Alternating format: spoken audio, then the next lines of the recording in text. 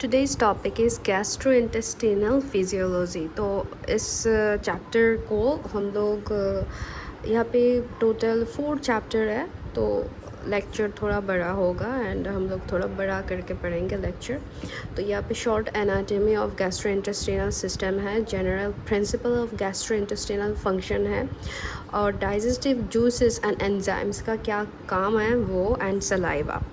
और इसके साथ साथ gastric secretion, pancreatic secretion, intestinal secretion और succus entericus, liver and biliary system. Digestive hormone में क्या क्या आता है, डाइजेस्टिव एब्जॉर्प्शन ऑफ कार्बोहाइड्रेट, और प्रोटीन्स का भी digestion and absorption, and fats का डाइजेशन एब्जॉर्प्शन। उसके बाद हम लास्ट में पढ़ेंगे MCQs गैस्ट्रोइंटेस्टिनल फिजियोलॉजी का। तो चलो शुरू करते हैं।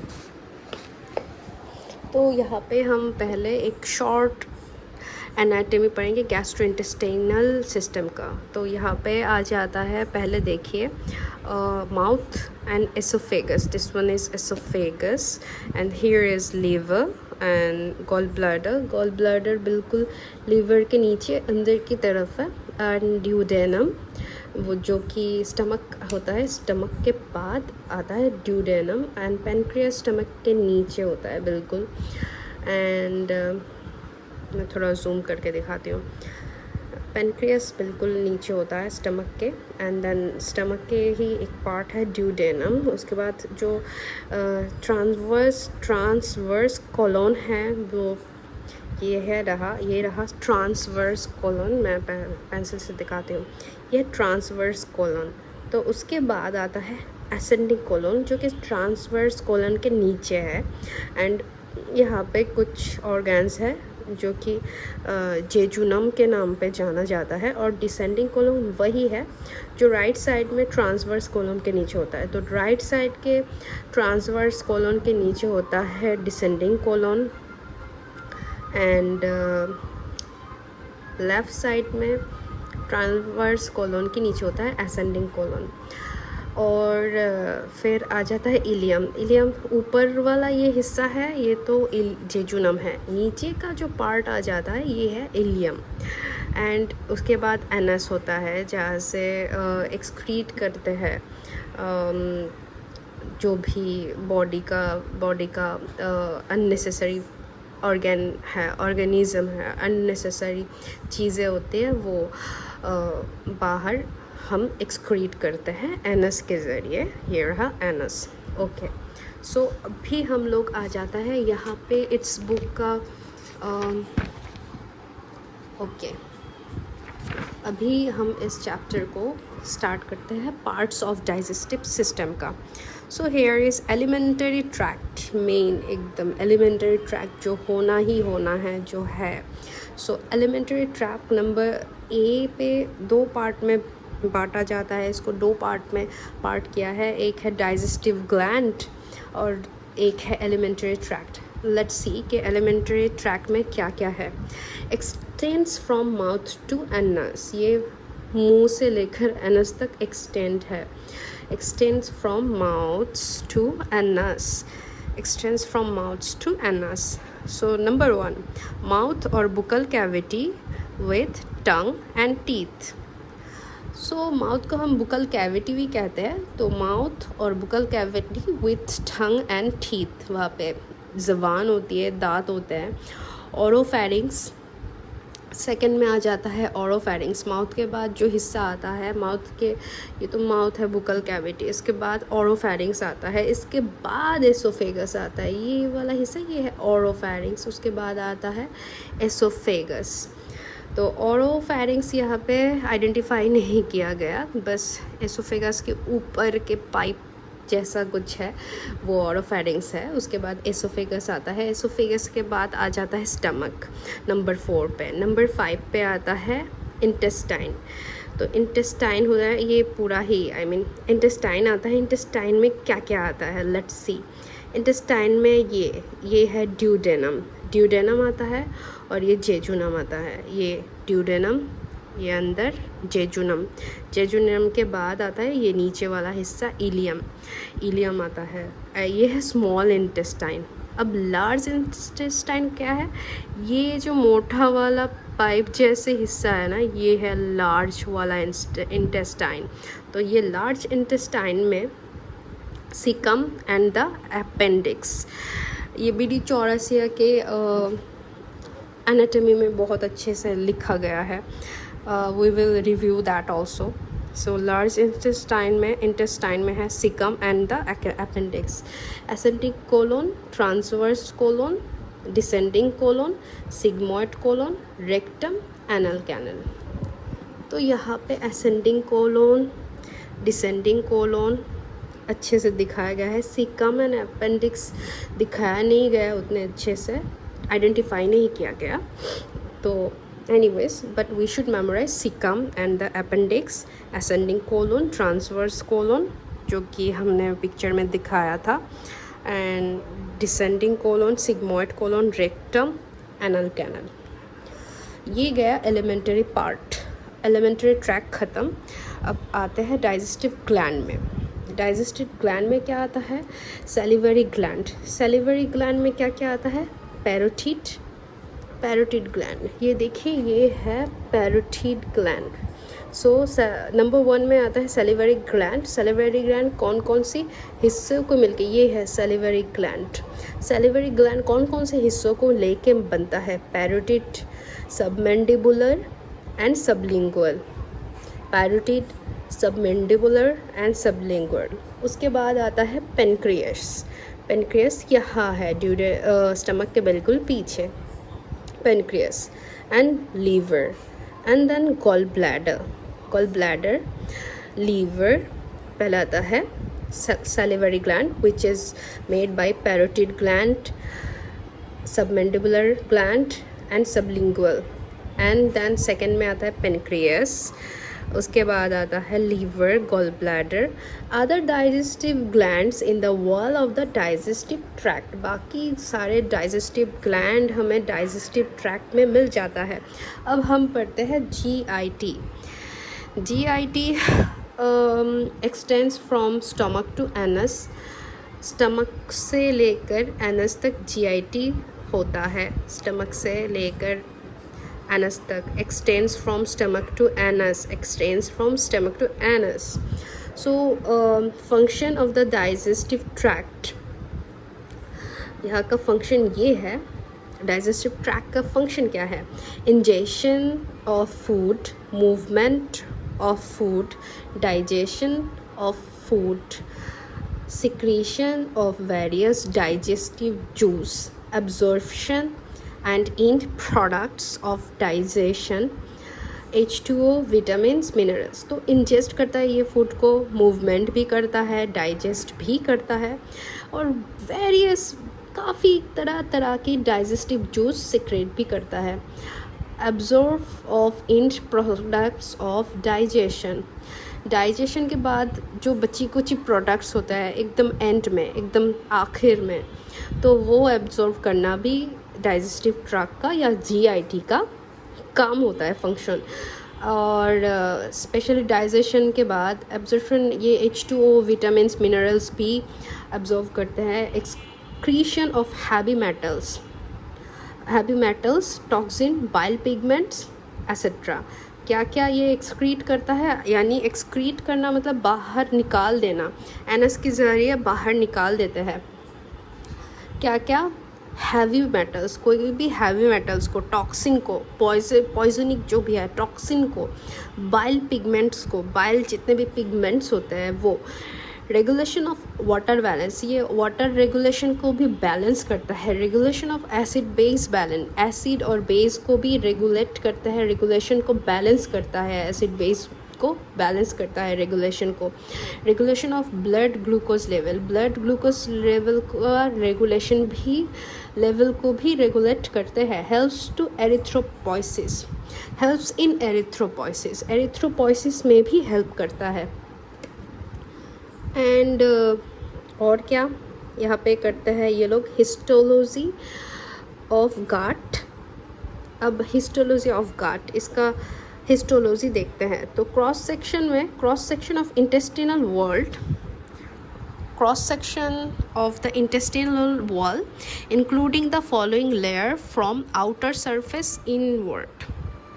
जब क्रॉस सेक्शन करते हैं इंटेस्टिनल वॉल के, including following layers from outer surface inward, नीचे जो दिया गया है लेयर उसका आउटर सरफेस को लेकर, बाहर की सरफेस को लेकर अंदर के सरफेस तक क्रॉस सेक्शन करके जो मिला जीआईटी में, वो हिस्टोलॉजी करके, तो यहाँ पे हमें दिखेगा number 1 serosa, number 2 muscle layer दिखेगा, एंड मसल लेयर में 2 पार्ट आ जाता है, एक longitudinal muscle layer, a circular muscle layer, एक लॉन्गिट्यूडिनल, एक लॉन्गिट्यूडिनल मसल और एक सर्कुलर का मसल आएगा, एंड सब म्यूकोसा थर्ड में आता है, and mucosa. So this is the part, short anatomy gastrointestinal system का पार्ट हो गया. अब क्वेश्चन देखते हैं हम लोग, क्वेश्चन में क्या आता है. Let's see the question. Okay, name the salivary gland with nature of secretion of each. Okay, salivary gland का नाम बताओ नेचर के साथ, सिक्रेशन के साथ, हर चीज़ का. ओके, अब salivary glands में आता है, आई नो ब्लैक है, समझ में नहीं आ रहा होगा. salivary मैं प्रॉपरली बताने की कोशिश करूँगी, just try to note on that. Salivary glands with their nature of secretion.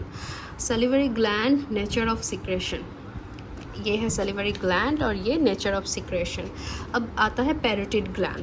तो nature of secretion में क्या आएगा? Mainly serous in nature, containing the carbohydrate splitting enzyme ptyalin and alpha amylase. Okay. Mainly ये serous type का होता है nature, serous in nature, और carbohydrate content करता है, containing the carbohydrate, and splitting enzyme, split करता है एंजाइम को, and ptyalin and alpha amylase. Okay, 3 चीज़ करते हैं, carbohydrate splitting enzyme, contain carbohydrate splitting enzyme, and ptyalin and alpha amylase. Ptyalin का मतलब होता है अल्फ़ा एमाइलेज. अब सब मैंडिबुलर ग्लैंड सेकंड में आता है, ये करता है बोथ सेरस एंड म्यूकस. तो सब मैंडिबुलर ग्लैंड्स का नेचर, ये होता है, ये serous and mucous both, they secrete serous and mucous both. Sublingual gland में क्या आता है, सबलिंगुअल ग्लैंड मेनली म्यूकस को ही सिक्रेट करता है. So mainly mucous in nature. Submandibular में सेरस एंड म्यूकस दोनों करते हैं, और लिंगुअल, जब लिंगुअल आएगा तब सिर्फ म्यूकस होगा, इन नेचर सिक्रेट करते हैं सिर्फ म्यूकस. अब माइनर ग्लैंड क्या है, बुकल एंड लिंगुअल ग्लैंड्स. बुकल को तो मैं पहले बता चुकी हूँ, माउथ को बुकल कैविटी कहते हैं. सो बुकल एंड लिंगुअल यानी ज़बान. अच्छा, तो माइनर सैलिवरी ग्लैंड में बुकल एंड लिंगुअल आता है. तो ये लोग क्या करते हैं, ये ऑर्गन्स क्या करते हैं, mainly mucous in nature except von Ebner's gland. तो वॉन इब्नर्स ग्लैंड आता है एक, von Ebner's gland, VON space EBNERS apostrophe S, von Ebner's gland. ये पढ़ लेना गूगल करके, एनाटॉमी में भी मिल जाएगा. तो वॉन इब्नर्स ग्लैंड को छोड़ के, ये भी बुकल और लिंगुअल के साथ ही रहते हैं, आसपास के ग्लैंड. तो वॉन इब्नर ग्लैंड को छोड़कर बुकल लिंगुअल ग्लैंड म्यूकस को सिक्रेट करते हैं. अब मोर क्यूरियोसिटी में अगर हमें जानने की ये कोशिश करें कि म्यूकस आखिर है क्या. So definition of mucus. Mucus is a thick secretion composed mainly of water, electrolytes and a mixture of several glycoproteins.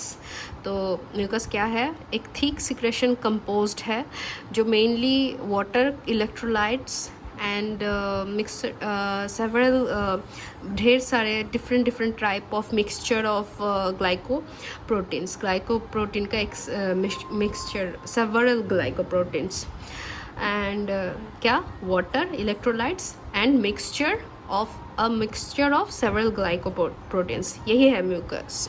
अब ये क्या करते हैं, which themselves are composed of large polysaccharide bound, जो कि एक large polysaccharide bound क्रिएट करता है, which themselves are composed of large polysaccharides bound with much smaller quantities, बहुत ही small quantities में, मतलब अमाउंट ज़्यादा नहीं है, थोड़ा छोटा छोटा अमाउंट में ये लार्ज पॉलीसेक्राइड भी क्रिएट करता है, polysaccharide, large polysaccharide bound and with much smaller of protein, थोड़ा बिल्कुल स्मॉलर क्वांटिटीज़ का प्रोटीन के साथ, स्मॉलर क्वांटिटीज़ का प्रोटीन के साथ ये अपने आप में पॉलीसेक्राइड बाउंड भी क्रिएट करता है। So definition we can say mucus is a thick secretion composed mainly of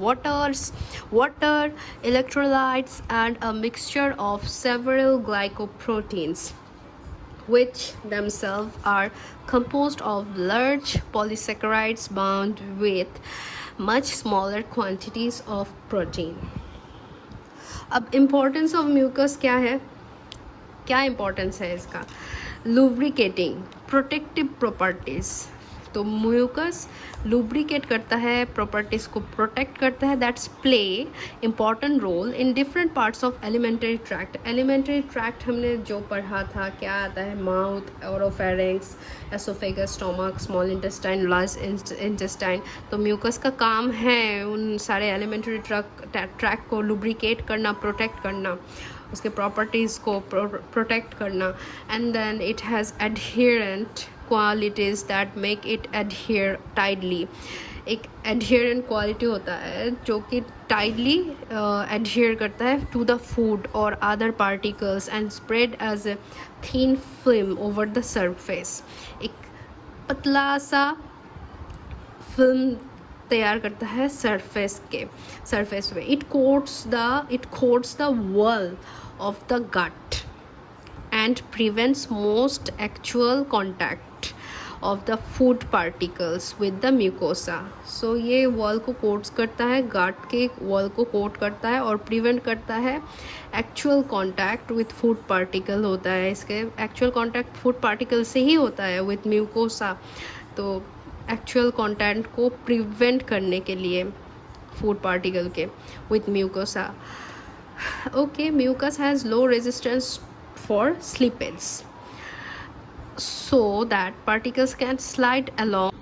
And then third, mucus has low resistance for slippage, यानी चीज़ें स्लिपरी हो जाता है ना, तो लो रेजिस्टेंस स्लिपेज करने के लिए लो रेजिस्टेंस भी होता है, so that particles can slide along the epithelium with great ease, जिसकी वजह से particles जो होता है can slide along the epithelium with great ease. Mucus causes fecal particles to adhere to one another to form the fecal masses that are expelled during a bowel movement. तो हमारा जो फेकल part या unnecessary part है, particles है, NS के ज़रिए जो excrete होता है बाहर, तो बॉयल मूवमेंट के दौरान वो होता है, ये सारा फेकल पार्टिकल्स क्रिएट करना भी कॉजेज़ भी म्यूकस ही है, रीज़न म्यूकस ही है। फेकल मासेस का फॉर्म करना भी म्यूकस का ही काम है। Mucus is strongly resistant to digestion by gastrointestinal enzyme. तो gastrointestinal enzyme को डाइजेशन करता है gastrointestinal enzyme के ज़रिए, वो strongly resistant भी होता है म्यूकस की वजह से। So we can say mucus is strongly resistant to digestion by gastrointestinal enzyme. तो the glycoproteins of the mucus have amphoteric properties, which mean the glycoprotein of the mucus have amphoteric properties, which mean that they are capable to buffering small amount of acid and alkyls. इसका मतलब ये है वो लोग buffer कर सकता है small amount, बहुत ही कम अमाउंट के एसिड एंड अल्काइल्स को। So and also mucus often contains some bicarbonate ion भी ये कैरी करता है which neutralize acid, जो एसिड को न्यूट्रलाइज करता है। In summary mucus has the ability to allow easy slippage of fluid along the GIT. तो म्यूकस का थोड़ा एबिलिटी भी होता है, वो अलाउ करता है ईजी स्लिपेज ऑफ फूड का स्लिपेज करता है जीआईटी के अंदर, इन गैस्ट्रोइंटेस्टाइनल ट्रैक्ट के अंदर, एंड टू प्रिवेंट एक्सकोरिएटिव और केमिकल डैमेज। ये प्रिवेंट करता है एक्सकोरिएटिव या इसे कहते हैं केमिकल एक्सकोरिएटिव, यानी chemical damage to the epithelium. ये केमिकल डैमेज होने से भी रोकता है जीआईटी ट्रैक्ट में। सो हमारा short anatomy of gastrointestinal system ख़त्म। अब हम आगे जाके पढ़ेंगे general principles of gastrointestinal function.